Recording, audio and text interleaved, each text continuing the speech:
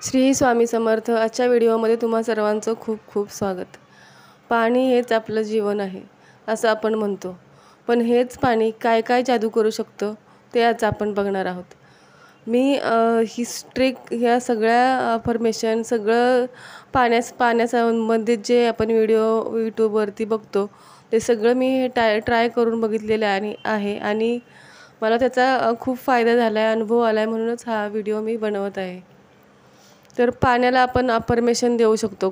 तुमची कोणतीही समस्या असू द्या, आज तुम्ही समजा पैशासंबंधी तुमची अडचण आहे किंवा आरोग्यासंबंधित आहे, तुमच्या मुलांच्या आरोग्यासंबंधी आहे, तुमच्या आरोग्यासंबंधी आहे, कोणत्याही बाबतीमध्ये फक्त तुम्हाला अफर्मेशन देताना किंवा त्या पाण्याला ऊर्जा देताना योग्य विचार करायचा आणि योग्य बोलायचं आहे. एकच वाक्य बोलायचं, जास्त बोलायचं नाही की जे आपल्यालासुद्धा सोपं जाईल बोलण्यासाठी. तर ते आज मी तुम्हाला सांगणार आहे. समजा त्याच्या उदाहरणार्थ की रोज सकाळी उठल्यानंतर किंवा जेव्हा आपण पाणी पितो तेव्हा प्रत्येक वेळी जेव्हा आपण पाणी पितो तेव्हा जरी केलं तरी चालेल. तुम्ही काचेचा ग्लास घ्या, स्टीलचा घ्या किंवा बॉटल घ्या.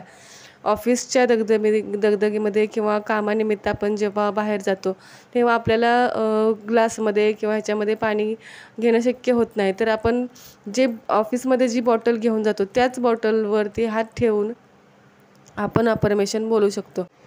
अफर्मेशन बोलताना फक्त एकच गोष्ट लक्षात ठेवायची आहे तुम्हाला की त्यामध्ये एकही निगेटिव्ह शब्द यायला नको. म्हणजे माझी तब्येत खूप चांगली आहे असं म्हणायला हवं. असं नाही की मी निरोगी आहे, असं रोगी हा शब्द त्याच्यामध्ये यायला नको.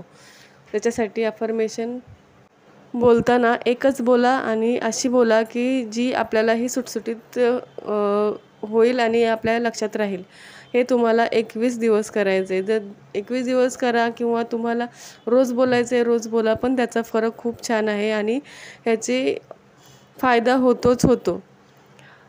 आपण जे मेहनत करतोय तिथं करतोच आहे, पण त्याच्याने काही उपयोग, समजा कष्ट करतोय खूप पण काही फरक पडत नाही किंवा तसं कष्टाचं फळ तसं मिळत नाही आहे, तर हे करून बघायला काहीच हरकत नाही आणि ह्याच्याने काही तुम्हाला नुकसान होणार नाही. म्हणूनच पाण्याची जादू आपण बघायला हवी की म्हणजे एखादी गोष्ट करून नाही बघितली तर त्याचा आपल्याला पश्चाताप होतो, त्यापेक्षा करून बघितलं तर त्याच्याने काही नुकसान होणार नाही आहे.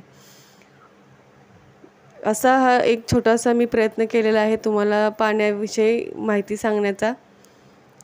आवडला असेल तर लाईक, शेअर, सबस्क्राईब नक्की करा. चला तर मग भेटूया पुन्हा पुढच्या व्हिडिओमध्ये. तोपर्यंत नेहमी हसत राहा. श्री स्वामी समर्थ. धन्यवाद.